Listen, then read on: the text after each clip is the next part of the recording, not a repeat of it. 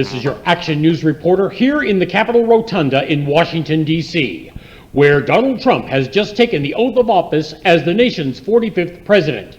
Here with us now is Massachusetts Senator Elizabeth Warren. Senator Warren, what is your initial reaction to President Trump's inaugural?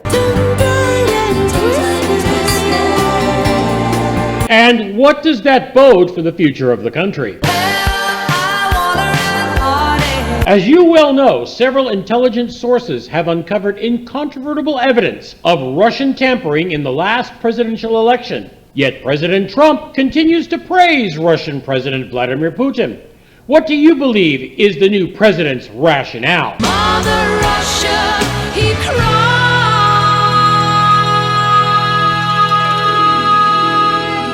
for you.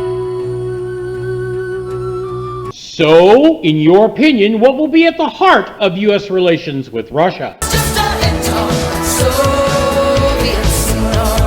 And when Trump supporters bully his critics, as if to say, get into line, what is your reaction? Yada yada, yada yada yada yada. Why did so many working-class Americans support Trump, although he advocates policies against their vital interests? Thank you, Senator Warren. Joining us now is Vermont Senator Bernie Sanders. What is your assessment of the nation's new president? The idiot does. How do you explain Donald Trump's inauguration? Good things happen to bad people. And in carefully examining the president's cabinet nominees, what is your advice to the American people if they are confirmed? Treason might be worth a try. With large protests against the administration arising throughout the country, what are the American people saying to the new president? People see through you. What are your expectations of Trump's foreign policy? Wow. Good God, y'all. Any final comments regarding Donald Trump becoming the nation's 45th president? It's a mistake. Thank you, Senator Sanders. Here with us now is Vice President Mike Pence. Citing your tenure as governor of Indiana, your critics have argued you are looking to set up a theocracy in the United States.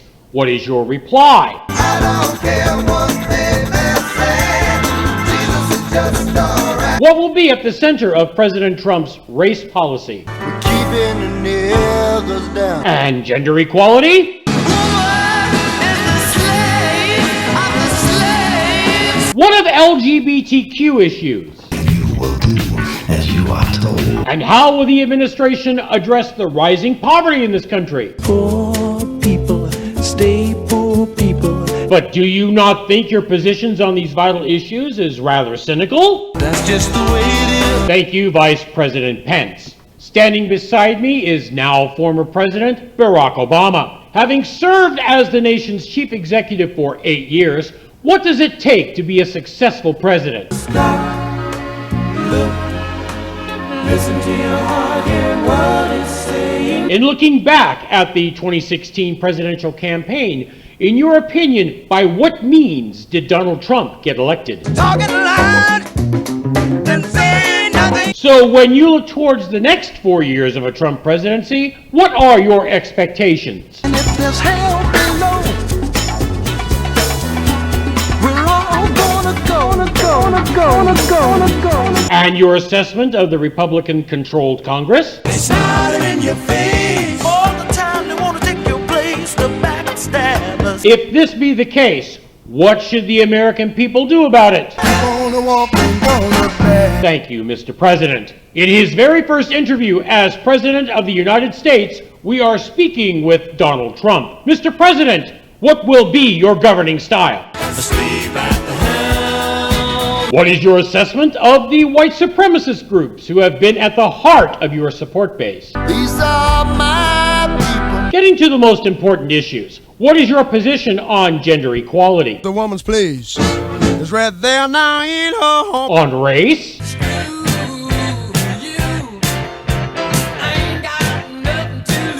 And what about LGBTQ issues? Nobody gives a damn anymore. Turning towards governance, you have made some very controversial choices for your cabinet. How would you assess the qualifications of those serving at the highest echelons of your administration? Clowns to the left of me, jokers to the right. And if any of your advisors had a differing opinion on policy matters? Some son of a bitch died. Turning towards foreign policy, what is your administration's goals in U.S. relations with the world? Darkness, darkness. What is your stand on America's permanent war economy?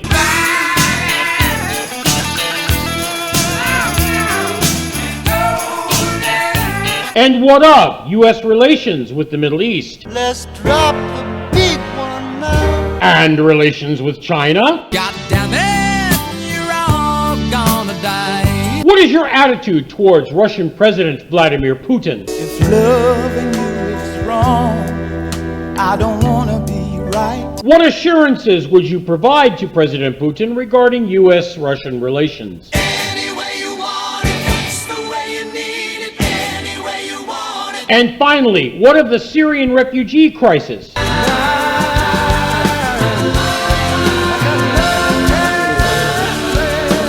Turning towards economic issues, what will be the focus of your Treasury policy? Your money goes back to the rich. In doing so, what are your plans for the average American taxpayer? My plan is plain. These Trump administration policies seem to this reporter as unconscionable. We need no conscience.